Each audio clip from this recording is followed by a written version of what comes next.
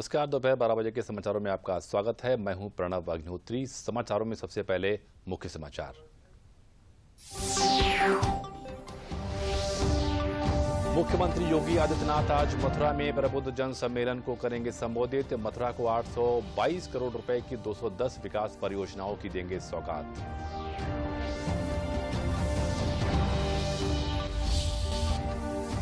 संसद भवन पर हुए आतंकी हमले की 21वीं बरसी आज। आतंकियों से लोहा लेते शहीद हुए देश के वीर सपूतों को संसद भवन में दी गई श्रद्धांजलि।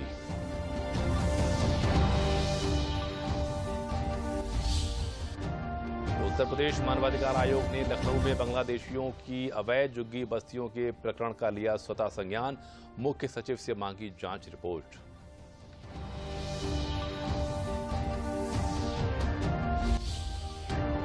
काशी तमिल संगमम से उत्तर और दक्षिण की साझी संस्कृति को मिली नई दिशा। संगमम में शामिल होने के लिए तमिलनाडु से लगातार वाराणसी पहुंच रहे हैं पर्यटक और श्रद्धालु।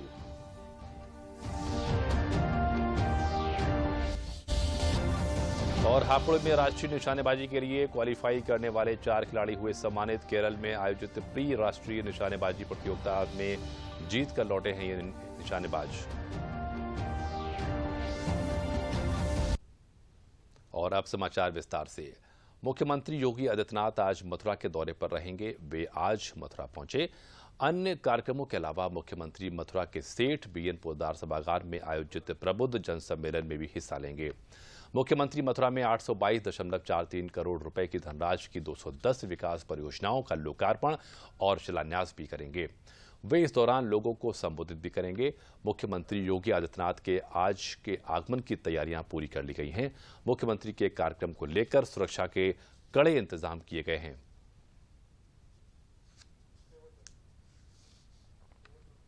संसद भवन पर हुए आतंकी हमले की बरसी पर देश सेवा में अपने प्राणों की आहुति देने वाले वीर सपूतों को आज संसद भवन में श्रद्धांजलि दी गई। प्रधानमंत्री नरेंद्र मोदी, उपराष्ट्रपति और राज्यसभा के सभापति जगदीप धनखड़, लोकसभा अध्यक्ष ओम बिरला, केंद्रीय मंत्रिमंडल के सदस्यों और सांसदों ने एक कार्यक्रम में संसद पर हुए हमले के दौरान आतंकियों से लोहा लेने वाले शहीदों को श्रद्धांजलि अर्पित की। उन्होंने शहीदों के सम्मान में मौन भी रखा। संसद भवन पर हुए आतंकी हमले की आज 21वीं बरसी है।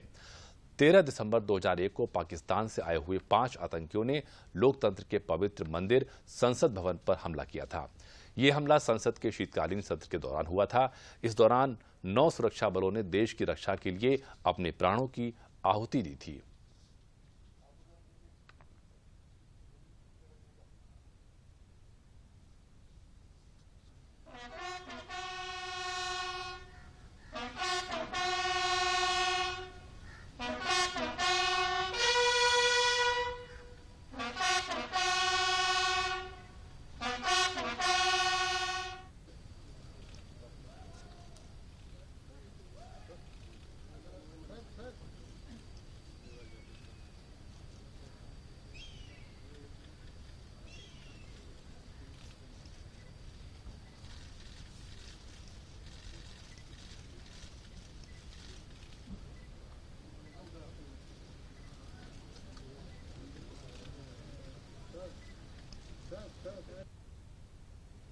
अरुणाचल प्रदेश के तवांग सेक्टर में सूत्रों के मुताबिक 9 दिसंबर के दिन भारतीय सेना और चीन की पीएलए के बीच आपसी झड़प की खबरें सामने आई हैं, जिसका हमारी सेना के जवानों ने दृढ़ता के साथ मुकाबला किया।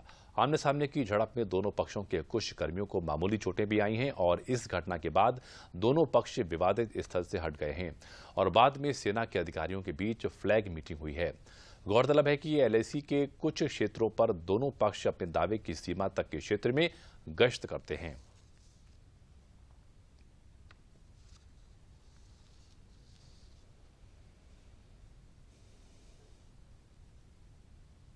और अब वक्त है एक छोटे से विराम का।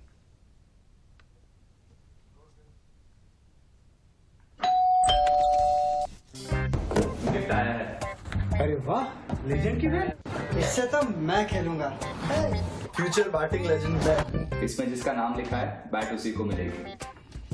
अरे यार, देखा, अगर इस पे मेरा नाम नहीं लिखा होता तो कितनी दिक्कत हो जाती। इसलिए आरबीआई कहता है बैंक अकाउंट हो या बैंक लॉकर, उसमें नॉमिनी का नाम जरूर दर्ज करें ताकि आपकी जमा पूंजी उसी को मिले जिसे आपने नामित किया है। आरबीआई कहता है जानकार बनिए, सतर्क रहिए। उत्तर प्रदेश मानवाधिकार आयोग ने लखनऊ में अवैध रूप से झोपड़ियों में बसाए गए बांग्लादेशियों की बस्ती के प्रकरण का स्वतः संज्ञान लिया है।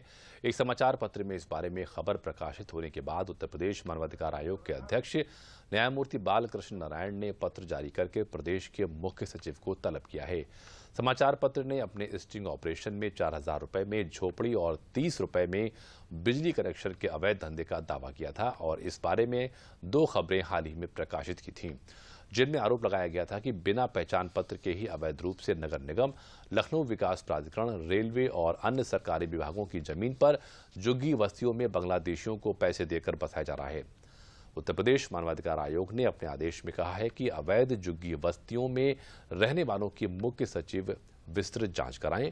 आयोग ने कहा कि झुग्गी बस्ती में रहने वालों के द्वारा किए जा रहे कार्यों और आधार कार्ड, मतदाता पहचान पत्र अथवा अन्य पहचान पत्र का सत्यापन कराकर इस संबंध में विधि सम्मत कार्रवाई की जानी चाहिए। आयोग ने कार्रवाई की जांच आख्या 5 जनवरी 2023 तक प्रस्तुत करने का भी आदेश दिया है।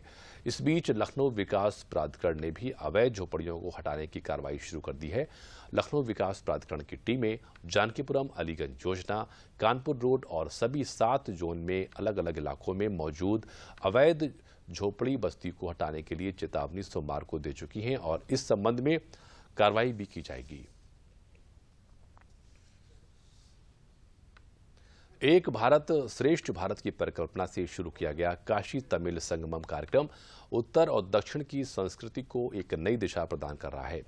पुराने समय से आतिथ्य के लिए प्रसिद्ध वाराणसी भविष्य में लोगों के आगमन के लिए भी तैयार हो रहा है। वाराणसी में पर्यटकों और भक्तों की संख्या लगातार बढ़ती जा रही है। इसको देखते हुए प्रशासन गंगा पार में टेंट सिटी और यात्रियों के आवागमन के लिए रिवर ट्रैफिक की तैयारियों को अंतिम रूप देने में लगा हुआ है। इस बीच काशी तमिल संगमम के आयोजन में शामिल होने के लिए तमिल पर्यटकों और श्रद्धालुओं के जत्थे लगातार वाराणसी पहुंच रहे हैं।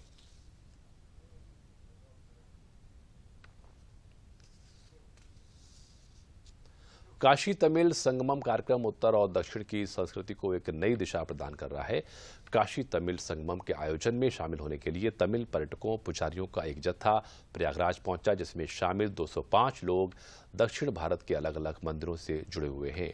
प्रयागराज पहुंचने पर जिला प्रशासन और प्रयागवाल सभा के पुरोहितों ने इन पुजारियों का वैदिक रीति रिवाजों के साथ स्वागत अभिनंदन किया। तमिल के इन धार्मिक लोगों को त्रिवेणी संगम ले जाया गया, जहां पर सभी ने स्नान, ध्यान और पूजन किया।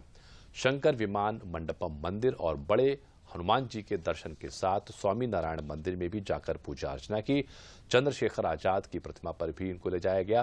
प्रयागराज में आए हुए इन पुजारियों के जत्थे ने अपने अनुभव को साझा करते हुए बताया कि प्रयागराज त्रिवेणी संगम के महत्व के बारे में जितना सुना था, यहां आकर उससे अधिक जानने को मिला। उन्होंने कहा कि काशी तमिल संगमम निश्चित रूप से लोगों को धार्मिक, संस्कृति और आध्यात्मिक चेतना को नई दिशा प्रदान करेगा।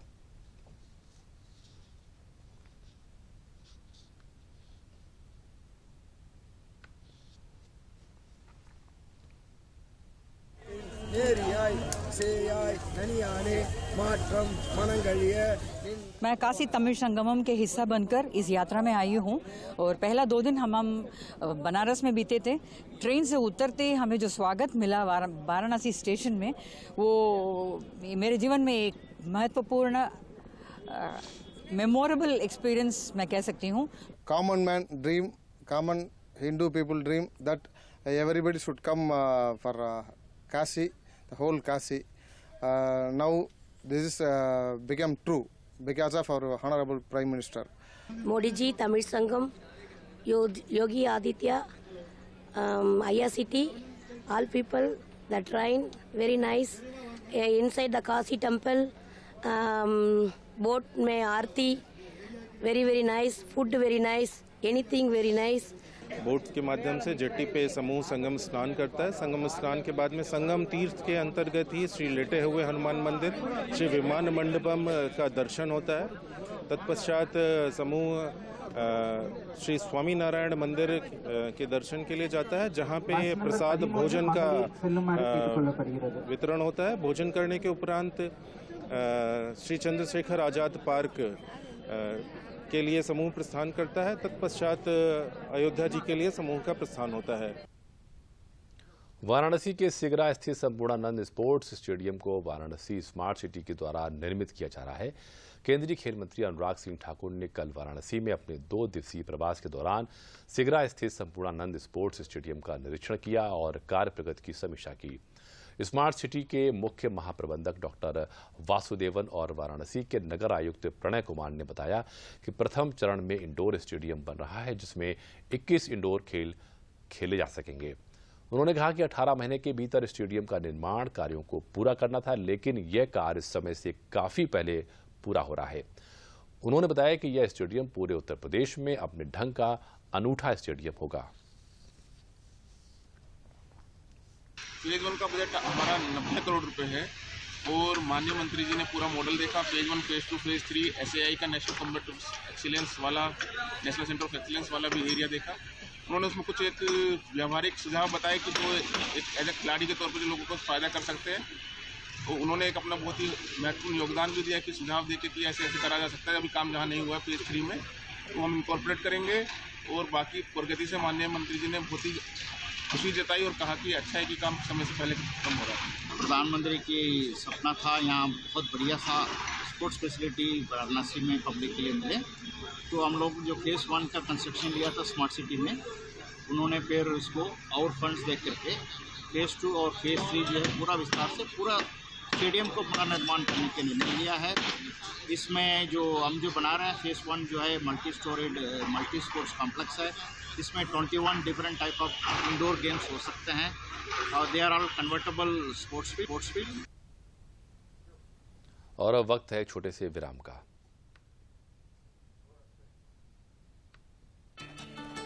फूल वाला, केटरिंग वाला, बैंड वाला, ये लो भाई। बैंड बजेगी पापा, अगर गड़बड़ हुई तो गए पैसे। अरे नहीं रे, बैंक संभाल लेगा। कैसे? मैंने पॉजिटिव पे सिस्टम पे रजिस्टर किया है। बैंक को चेक्स और बेनिफिशियरीज की जानकारी दे दी है। बैंक चेक करेगा, जांच करेगा, डिटेल्स मैच नहीं तो क्लियरेंस नहीं। अच्छा, लाइए मुझे दीजिए। फोटो वाला, लाइट वाला, मंडप वाला। RBI कहता है जानकार बनिए, सतर्क रहिए। बिल्कुल सही कह रहे हैं।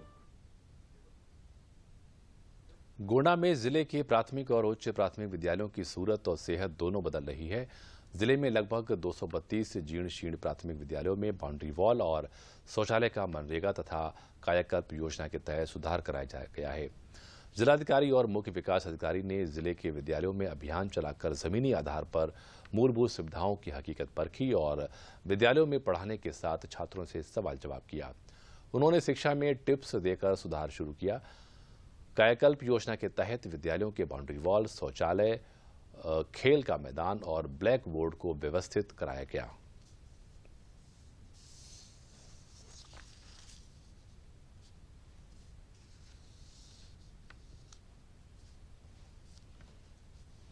विद्यालयों का जब निरीक्षण होता है तो साथ ही शैक्षिक गुणवत्ता भी हम लोग देखते हैं। बच्चों से बातचीत होती है, उनको प्रयास किया जाता है कि उनसे कुछ क्वेश्चन पूछे जाएं, उनको पढ़ाई के प्रति जागरूक करें।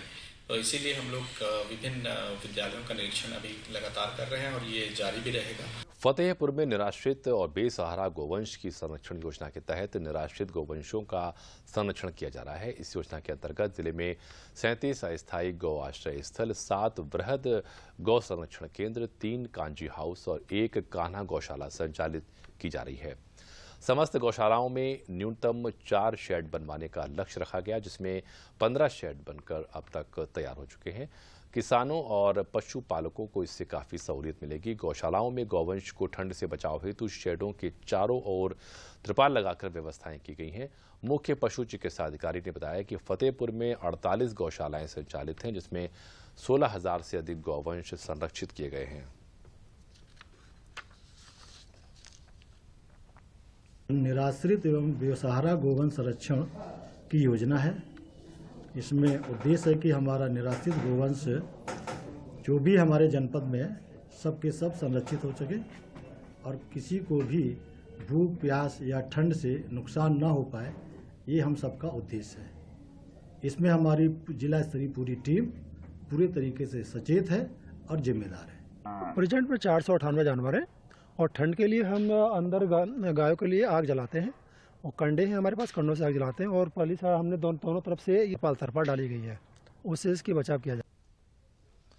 कौशाम्बी में कुबरी घाट कड़ा स्थित फ्लोटिंग सोलर ग्रिड का जिलाधिकारी सुजीत कुमार ने उद्घाटन किया।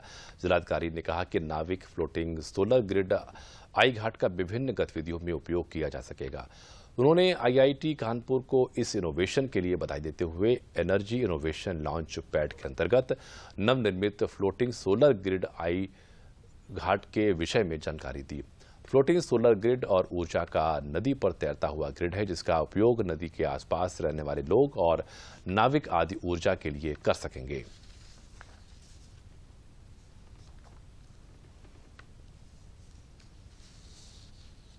ये एक नई टेक्नोलॉजी के सौजन्य से डेवलप की गई है। इसमें कॉन्सेप्ट ये रखा गया है कि फ्लोटिंग सोलर प्लांट यहाँ पे बनाया गया है और इसके माध्यम से बैटरी को रिचार्ज किया गया है और उस बैटरी को फिर यहाँ पे जो नाव है उससे जोड़ करके नाव का संचालन किया जा रहा है।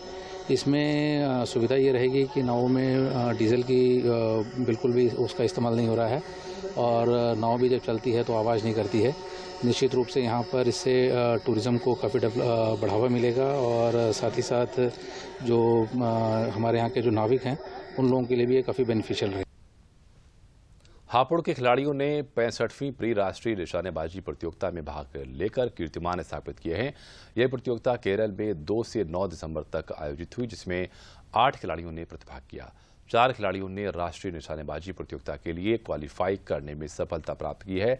सभी खिलाड़ियों को स्थानीय लोगों ने फूल माला पहनाकर और मिठाई खिलाकर उनका स्वागत किया। टीम कोच राजेश ने बताया कि कुल 8 बच्चों में से 4 बच्चों ने राष्ट्रीय ट्रायल के लिए भी क्वालिफाई किया है।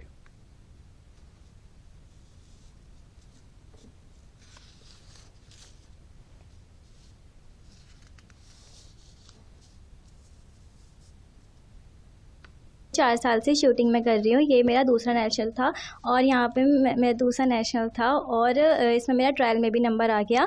मैं चाहती हूँ जैसे मेरा इसमें नंबर आया है वैसे ही मैं आगे प्रगति करती रहूँ। मेरे कोच राजेश असवाल उनके साथ में गई थी और हम टोटल मतलब जितने बच्चे गए थे सभी का नेशनल क्वालिफाई हुआ है और ये मेरा पहला नेशनल था और जिसमें मेरा ट्रायल में भी नंबर आ गया है, तो मैं थैंक यू करना चाहूँगी अपने सर को। मेरी बेटी का नाम पूर्वा पवार है जो नेशनल के लिए खेलने गई थी, उसने क्वालिफाई भी किया और इंडिया ट्रायल में भी उसका नंबर आ गया है, जो मेरे लिए बहुत अच्छी बात है कि मेरे बच्चे इतने आगे बढ़ रहे हैं। हमारे क्लब से 8 बच्चे नेशनल के लिए खेलने केरल गए थे, जिसमें कि 6 लड़कियां गई थी और 2 लड़के गए थे, जिन्होंने नेशनल 8 बच्चों ने नेशनल क्वालिफाई किया है और हमारे 4 बच्चों ने नेशनल के ट्रायल के लिए सेलेक्ट हुए हैं। और हम ये कामना करते हैं कि हमारे ये बच्चे आगे प्रगति करें और अच्छा प्रदर्शन करें। ओडिशा में 13 जनवरी 2023 से मेंस हॉकी वर्ल्ड कप प्रतियोगिता का शुभारंभ हो रहा है। इससे पहले ट्रॉफी अपने देशव्यापी दौरे पर है। इसी कड़ी में रांची से चलकर ये ट्रॉफी उत्तर प्रदेश की राजधानी लखनऊ पहुंची। लखनऊ में 47 सालों के बाद हॉकी विश्व कप की ट्रॉफी लोगों के बीच खूब उत्साह बिखेर रही है। क्षेत्रीय क्रीड़ा अधिकारी अजय कुमार सेठी की अगुवाई में ये ट्रॉफी लखनऊ के शहीद स्मारक भी पहुंची, जहां पर ढेरों युवा खिलाड़ियों ने इस ट्रॉफी का दीदार और स्वागत किया। इस मौके पर अजय कुमार सेठी ने बताया कि यूपी में भी युवा खिलाड़ियों का हॉकी के उत्साह बढ़ चढ़कर देखने को मिल रहा है। उन्होंने बताया कि यूपी से हॉकी के खेल को काफ़ी बढ़ावा मिलता है। उन्होंने कहा कि यह ट्रॉफी हम सब के लिए हमारी आन बान शान है। उन्होंने कहा कि लखनऊ के बाद ये ट्रॉफी पंजाब जाएगी, जहां खिलाड़ियों का इस ट्रॉफी के माध्यम से उत्साहवर्धन और हॉकी के प्रति प्रेम जागृत किया जाएगा।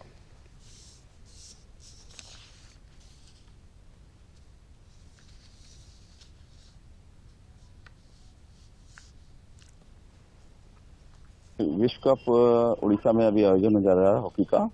उसी के परिप्रेक्ष्य में कई राजधानियों में विश्व कप ये लाया जा रहा है।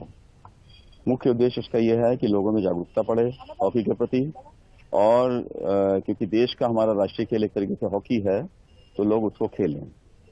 प्रत्येक राजधानी में जा रहा है, जो भी आइकॉनिक प्लेसेस हैं, जो भी ऐतिहासिक स्थल हैं, वहाँ पर ले जाया जाएगा। बहुत अच्छा लगा मुझे ये देख करके, और ये होता है कि इससे हम मतलब आगे भी जा सकते हैं, तो थोड़ा इससे प्रोत्साहित मिलता है हम लोगों को। हरदोई में मुख्यमंत्री सामूहिक विवाह योजना के अंतर्गत गरीब, बेसहारा, असहाय, निराश्रित हिंदू और मुस्लिम 642 जोड़ों का सामूहिक विवाह 5 तहसीलों में अलग अलग स्थानों पर संपन्न हुआ। शाहबाद में प्रदेश की शिक्षा राज्य मंत्री रजनी तिवारी ने जोड़ों को आशीर्वाद प्रदान कर उनके मंगलकारी भविष्य की शुभकामनाएं दी। रजनी तिवारी ने इस अवसर पर उपस्थित लोगों को संबोधित करते हुए कहा कि प्रदेश की सरकार हर व्यक्ति के कल्याण के लिए चिंतित है। जो गरीब अपनी बेटियों के हाथ पीले करने के लिए अभी तक चिंतित रहा करते थे, उनकी सुधि मुख्यमंत्री योगी आदित्यनाथ ने ली है। हरदोई तहसील के अंतर्गत राजकीय इंटर कॉलेज में प्रदेश के आबकारी राज्य मंत्री नितिन अग्रवाल ने नवविवाहित जोड़ों को आशीर्वाद प्रदान किया। उन्होंने इसे प्रदेश की एक बहुत बड़ी महत्वाकांक्षी योजना बताया। प्रत्येक लाभार्थी के खाते में 35,000 और 10,000 रुपए की वैवाहिक सामग्री भी नवविवाहित जोड़ों को भेंट की गई।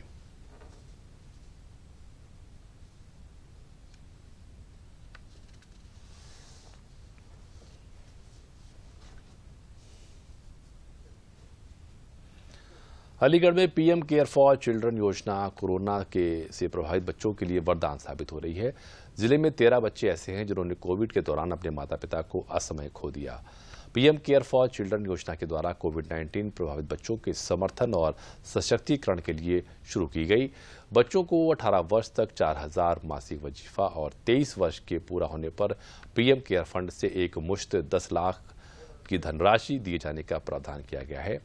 इसके साथ ही स्वास्थ्य बीमा, मुफ्त स्कूल शिक्षा, उच्च शिक्षा के लिए सहायता और अन्य लाभ भी दिए जाएंगे। जिला मजिस्ट्रेट इंद्र विक्रम सिंह ने सोमवार को पीएम केयर फॉर चिल्ड्रन योजना से आच्छादित बच्चों के साथ मुलाकात की। उन्होंने बच्चों का हालचाल जाना।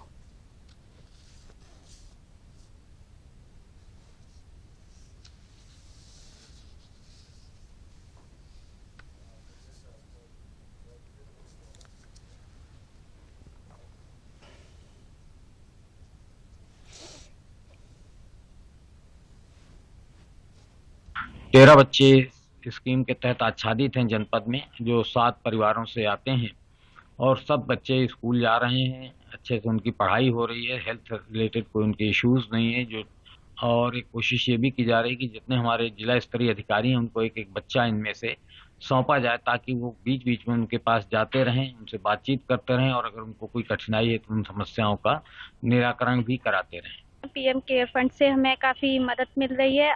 डीएम सर ने हमसे मीटिंग भी की, हमारे सभी दिक्कतों के बारे में पूछा और हमें आश्वासन दिया कि हमें कोई दिक्कत नहीं होगी, हमारा वो ख्याल रखेंगे और रखते भी हैं। मेरा नाम सिमरन है। मेरे माता पिता कोविड में ख़त्म हो गए थे, जिसकी वजह से हमें परेशानी हुई थी, लेकिन जब से मोदी की सरकार आई और उन्होंने हमारी बहुत मदद करी, मोदी की तरफ से हमें पैसे भी मिलते हैं, हमारी स्कूल की फीस भी जमा करवाते हैं और हमारे खाने पीने का भी ध्यान रखते हैं। प्रधानमंत्री सूक्ष्म खाद्य उद्योग उन्नयन योजना के अंतर्गत लघु उद्योग स्थापना सम्मेलन का आयोजन फिरोज गांधी महाविद्यालय के ऑडिटोरियम में किया गया। कार्यक्रम में मुख्य अतिथि के रूप में प्रदेश के उद्यान मंत्री दिनेश प्रताप सिंह ने शिरकत की। कार्यक्रम का उद्देश्य किसानों की आय को बढ़ाने के लिए शहरी और ग्रामीण क्षेत्रों में उद्योगों को बढ़ावा देने के साथ ही उद्यमियों को प्रोत्साहित किया जाना है। उद्यान मंत्री ने किसानों को संबोधित करते हुए कहा कि प्रदेश में अगले 3 वर्षों में लगभग 41,000 नए उद्योगों की स्थापना की जानी है। इस योजना के अंतर्गत नए उद्योगों की स्थापना और उनके उन्नयन के लिए लागत का 35% अनुदान का प्रावधान है। इसके साथ ही फलों और सब्जियों के क्षेत्र विस्तार के लिए लागत का 40% सरकार अनुदान देती है। उन्होंने कहा कि आज के इस कार्यक्रम से किसानों को निश्चित ही सरकार की योजनाओं का लाभ मिलेगा। इसके साथ ही उद्यान विभाग से संबंधित लघु उद्योग की स्थापना के लिए किसानों के साथ सरकार खड़ी है।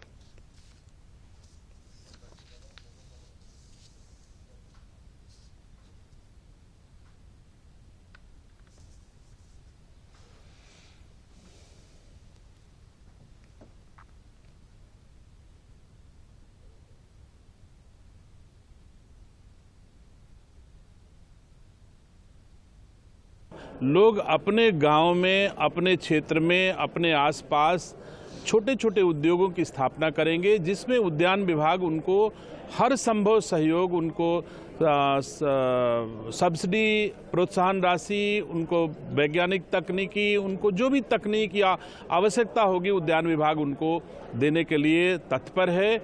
और मैं समझता हूं कि आज की तारीख में रायबरेली जनपद में 4 सेंटर ऑफ एक्सीलेंस की स्थापना हो रही है। करोड़ों रुपए की योजनाएं रायबरेली जनपद में संचालित हो रही हैं। तो निसंदेह उद्यान विभाग रायबरेली जनपद के किसानों की आय उस रूप में, जैसा हमारे देश के यशस्वी प्रधानमंत्री आदरणीय नरेंद्र मोदी जी की अपेक्षा है सरकारों से, उस रूप में रायबरेली का किसान शीघ्र ही उनकी आय दोगुनी होने में हमारा उद्यान विभाग। भारतीय कृषि अनुसंधान परिषद राष्ट्रीय अनुवांशिक संसाधन ब्यूरो ने 39वां स्थापना दिवस मनाया। स्थापना दिवस को यादगार बनाने के लिए मत्स्य पालन और जलीय कृषि के क्षेत्र में प्रसिद्ध वैज्ञानिक और भारतीय कृषि अनुसंधान परिषद केंद्रीय अंतरस्थलीय मत्स्यिकी अनुसंधान संस्थान कोलकाता के निदेशक डॉक्टर वीके दास ने खाद्य और आजीविका सुरक्षा के लिए अंतरस्थलीय संसाधनों के उपयोग पर अहम बातें बताईं। संस्थान के निदेशक डॉक्टर यूके सरकार ने संस्थान के अहम क्रियाकलापों के बारे में जानकारी दी।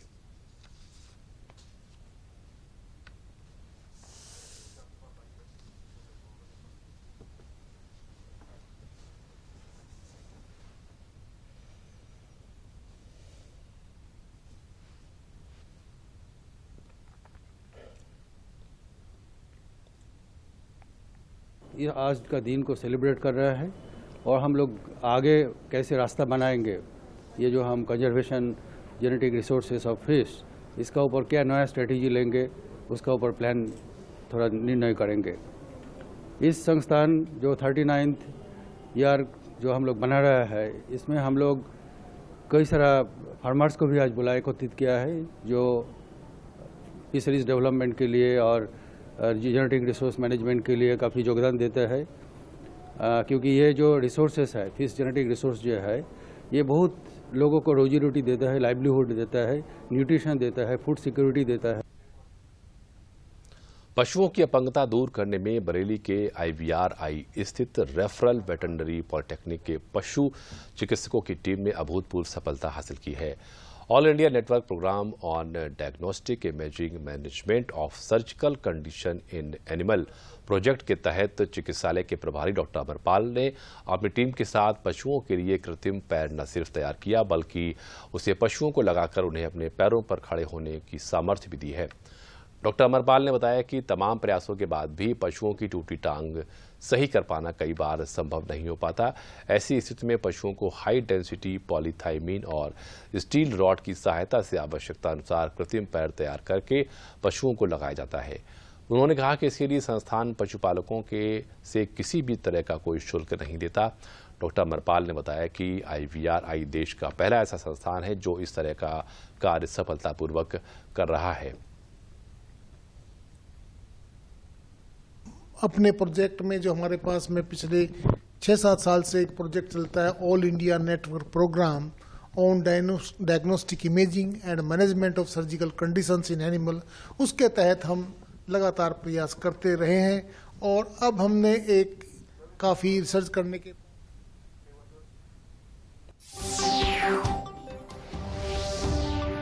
मुख्यमंत्री योगी आदित्यनाथ आज मथुरा में प्रबुद्ध जन सम्मेलन को करेंगे संबोधित। मथुरा को 822 करोड़ रुपए की 210 विकास परियोजनाओं की देंगे सौगात।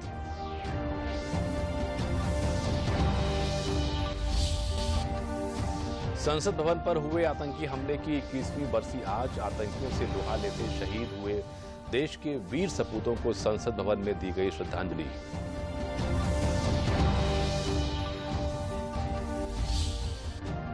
उत्तर प्रदेश मानवाधिकार आयोग ने लखनऊ में बांग्लादेशियों की अवैध झुग्गी बस्तियों के प्रकरण का लिया स्वतः संज्ञान। मुख्य सचिव से मांगी जांच रिपोर्ट।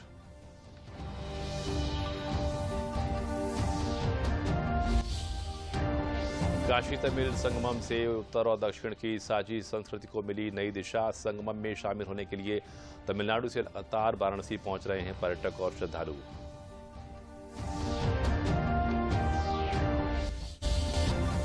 और हापुड़ में राष्ट्रीय निशानेबाजी के लिए क्वालिफाई करने वाले 4 खिलाड़ी हुए सम्मानित। केरल में आयोजित प्री राष्ट्रीय निशानेबाजी प्रतियोगिता में जीत कर लौटे हैं ये निशानेबाज।